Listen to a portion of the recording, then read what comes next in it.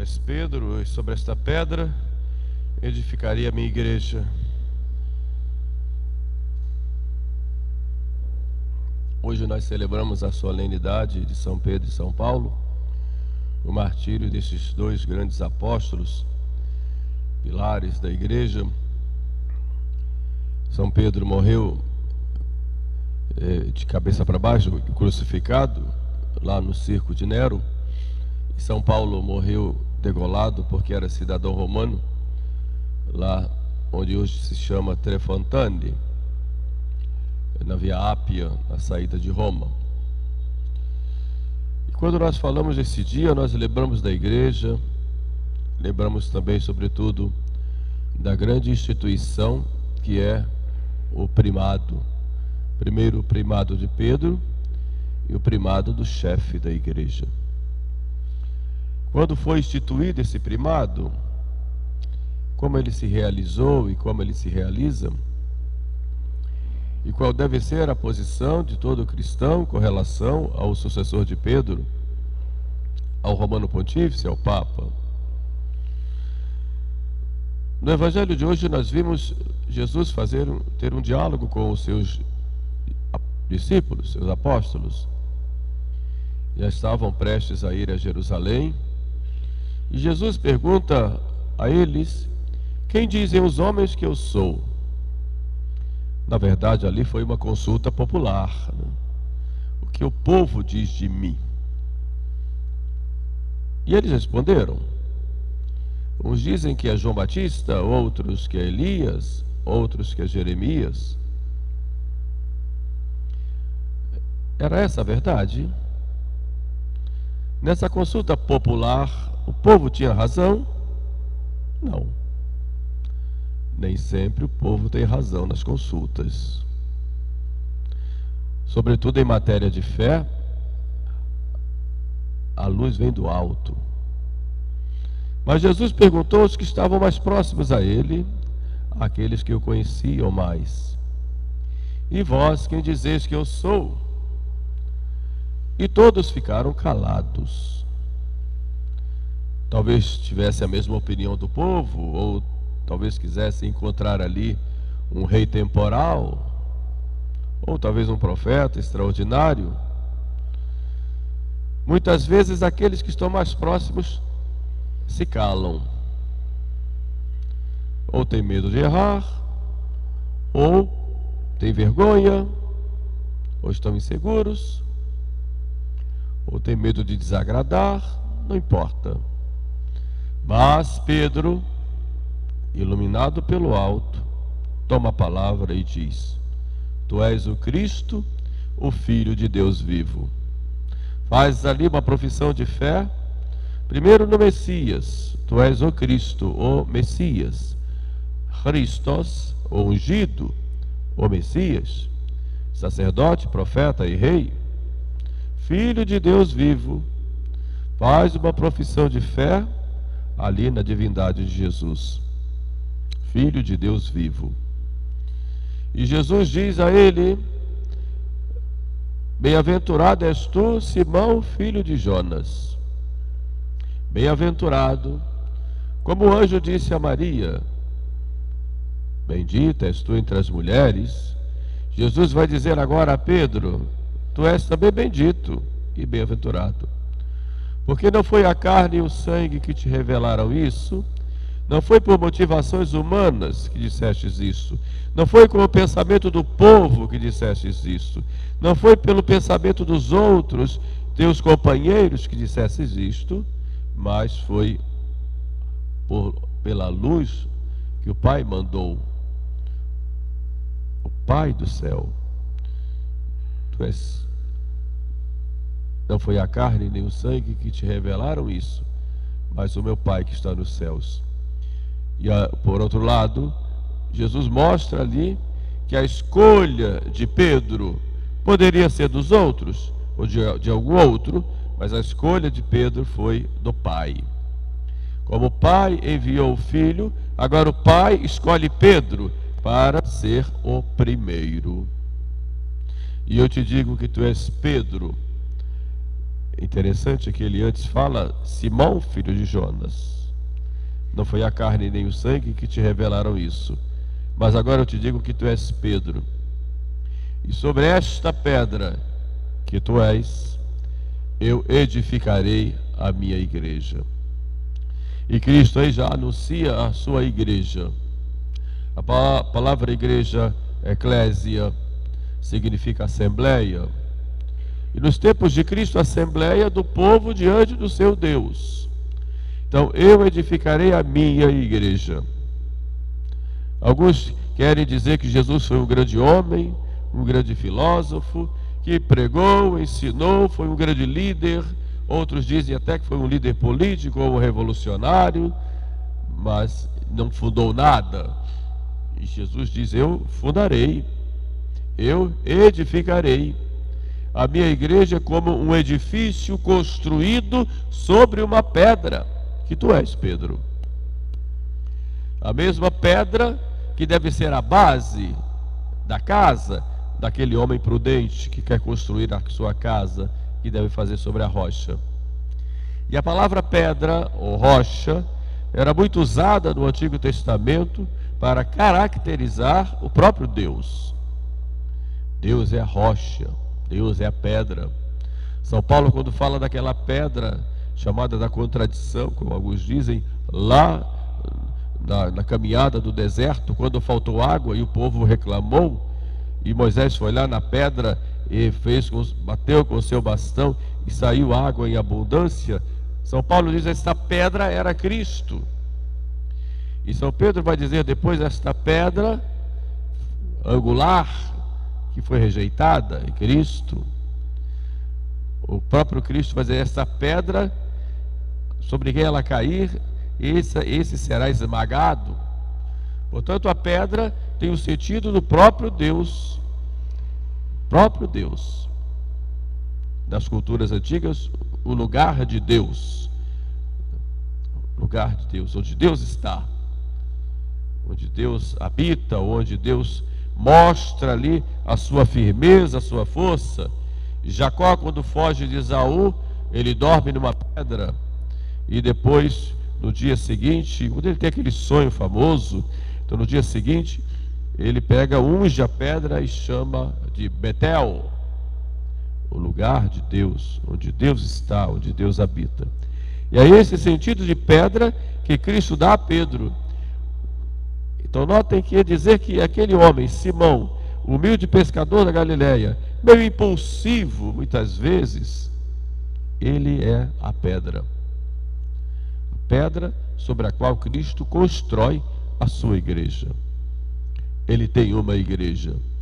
E ele não disse as minhas igrejas, disse a minha igreja. Ele poderia ter pregado e dissesse: vão pelo mundo inteiro e preguem a boa nova, preguem o evangelho. E como ele fez, mas poderia ter feito isso sem institucionalizar nada, sem nenhuma organização. Vão lá e se virem e mostrem lá e cada um faça a sua parte. Mas não, ele quis fazer uma instituição. Nessa instituição que ele chamou igreja, esta sociedade visível, que ele chamou igreja, que ele compara muitas vezes como um rebanho, como uma rede lançada ao mar, como uma cidade situada sobre o monte, não importa, ele constituiu e edificou esse edifício e colocou nele um fundamento que é Pedro. Eu te digo que tu és Pedro, e sobre esta pedra edificarei a minha igreja, e as portas do inferno não prevalecerão contra ela. Portas do inferno, o que quer dizer Jesus com isso? Nos tempos de Jesus, muitas vezes os homens nobres, a palavra nobre não existia, mas vamos falar que os anciãos da cidade, aqueles que discutiam os assuntos da cidade, discutiam esses assuntos na porta, na entrada. As cidades moradas ficavam ali na porta. A gente vai ver lá, quando há o elogio da mulher, lá no livro dos Provérbios, a mulher forte, o seu marido é bem visto e ouvido com os anciãos da porta da cidade. Porque na porta se discutiam os grandes assuntos.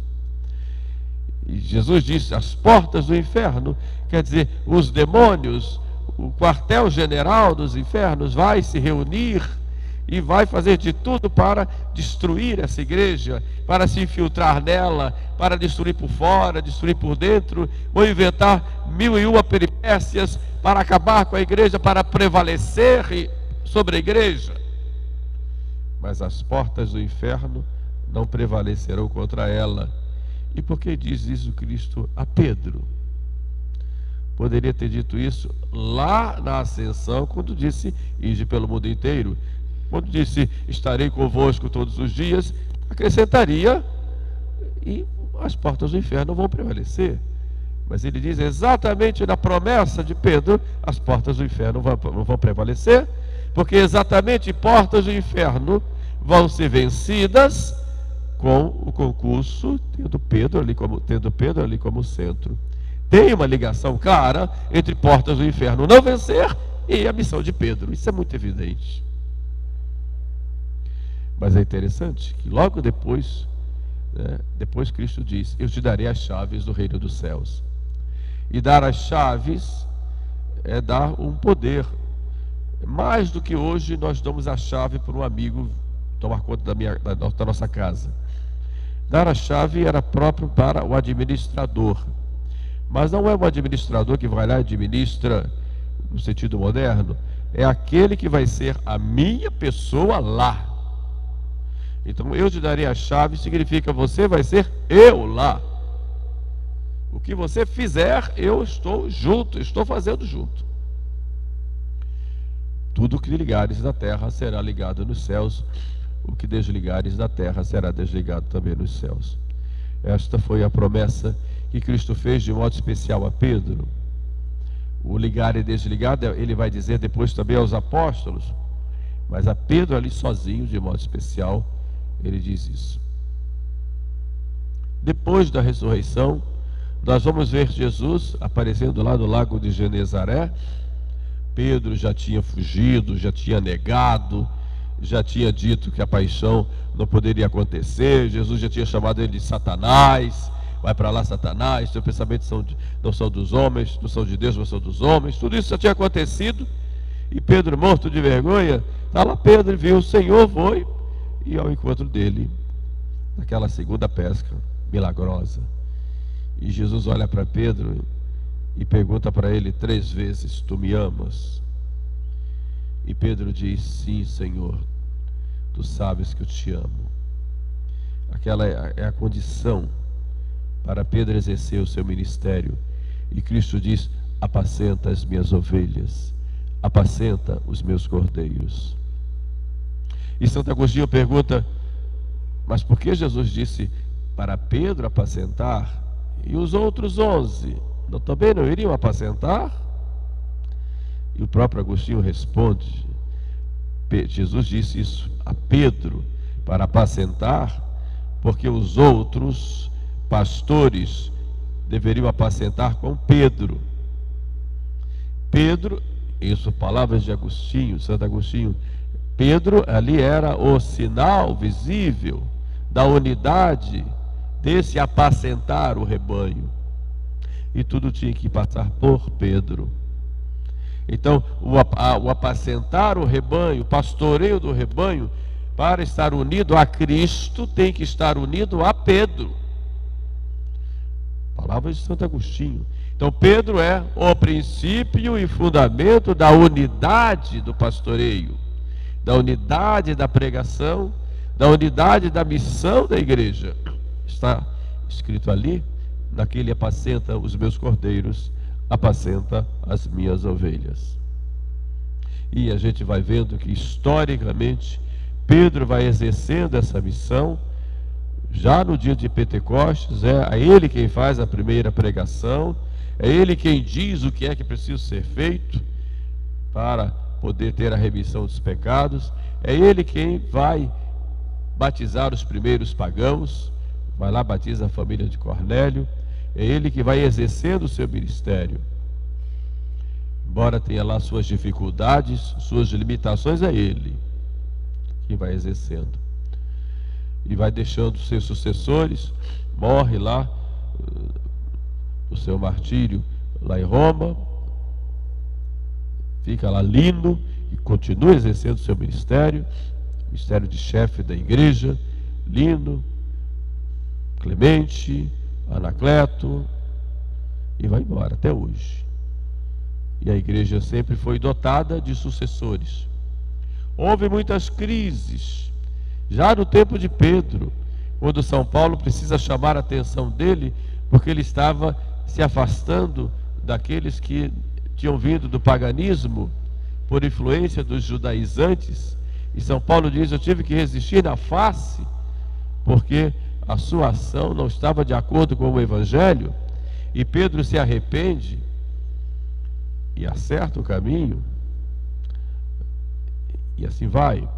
E na história da igreja a gente vai ver isso. Papas muito santos, mas papas que também não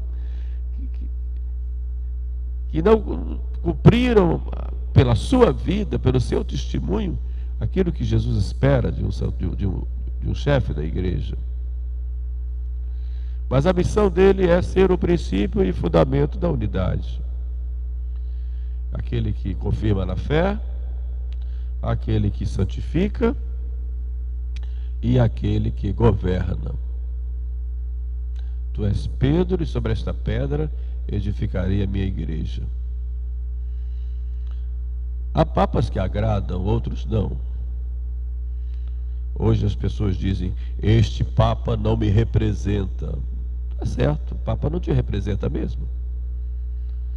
O papa não está ali como um deputado que você elegeu para te representar. Claro que não. Não existe papa me representar.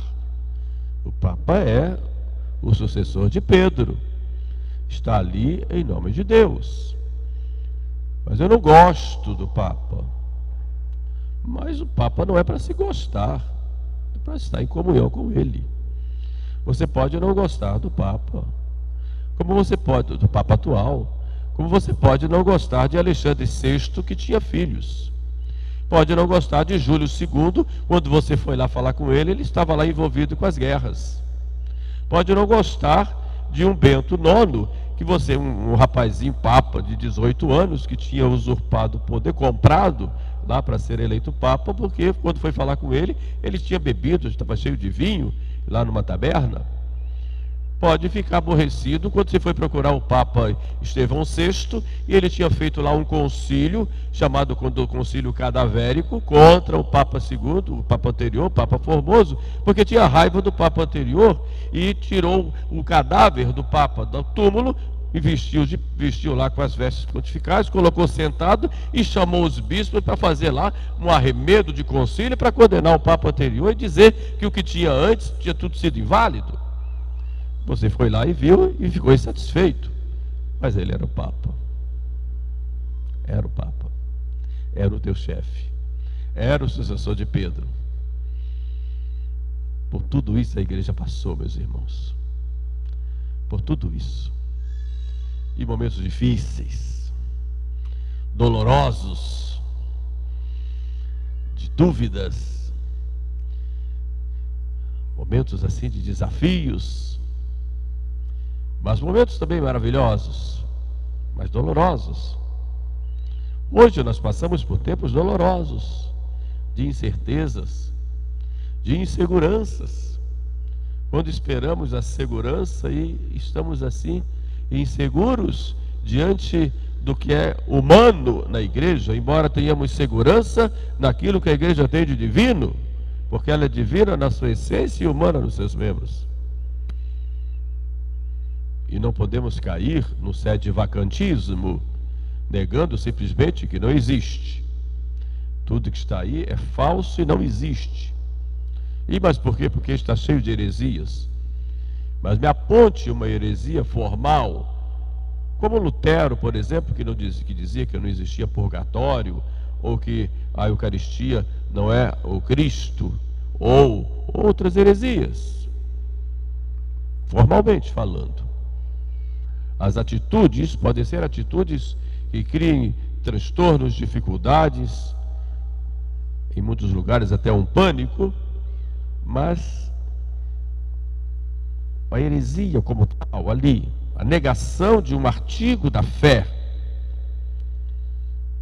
Temos que ter um cuidado, por causa de um discurso muito bonito, isso pode nos atrair diante daquilo que nós vemos, uma grande confusão hoje na igreja, atraídos por discursos bonitos e até, quero julgar, bem intencionados, mas quando a gente pega a substância e pergunta, o que é isso? O que está dizendo? Fundamentado em quê? E a gente vai ver que a resposta não vem. Não vem. Hoje alguns falam, o Papa herege, mas qual é a heresia? Qual é, formalmente falando? Qual é o artigo de fé que é negado? Pega a definição de heresia, veja ali. Qual é o artigo de fé que é negado? Formalmente. Como se, por exemplo, dissesse, Cristo não é Deus. Que seria um absurdo. Isso é uma heresia. É isso que diz, por exemplo. Formalmente falando. Pode até ter atitudes do ponto de vista pessoal que não agradem. Um jeito de assistir, de governar que não agrade. E que muitas vezes comete erros do ponto de vista disciplinar. Mas, do ponto de vista doutrinário, ali, realmente. Então a gente tem que ter muito cuidado quando se faz juízos a respeito deste assunto, até porque não é nossa competência, mas temos que ter o cuidado para não cairmos numa espécie de ilusão como solução para o problema que é muito mais profundo. Por outro lado, não podemos perder a confiança na igreja. A confiança de que Cristo disse, as portas do inferno não prevalecerão. Não é fácil, às vezes, a gente viver numa família problemática, em que os irmãos não se dão, ou que tem problemas lá do pai, da mãe, etc. É difícil, às vezes. E nós podemos tomar duas atitudes. Eu me nego a ser membro dessa família, mas não pode, você nasceu ali. Assim também na igreja. Assim também na igreja. Nós temos toda uma história que nos protege, todo o magistério que vem dos apóstolos até hoje, que nos dá o caminho. Um magistério oficial, não perdoe o termo entrevistério, mas um magistério iluminado e guiado pelo Espírito Santo. Temos essa força. Graças a Deus. Vamos por aí. Mas não vamos nos separar da comunhão, porque pode ser difícil, pode ser problemático, a situação em que nós vivemos, a gente às vezes fica incomodado e entristecido, mas os que se afastam da comunhão, esses ficam sem rumo, se perdem e terminam seguindo líderes, e vários líderes, cada um com a sua cabeça, com o seu caminho. E quem garante que esse caminho é o verdadeiro?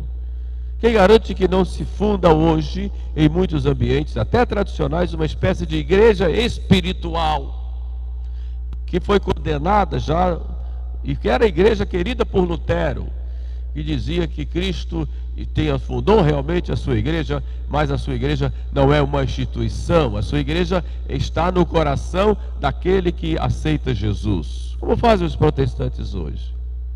Mas isso é a igreja católica? Pode ter sacramentos, pode ter pregação, mas é a igreja católica? Os ortodoxos também dizem que são a igreja de Cristo, mas é a igreja católica? Então é preciso a gente muitas vezes se questionar e pensar, meu Deus, o que é que o Senhor quer que eu faça nesse momento da história?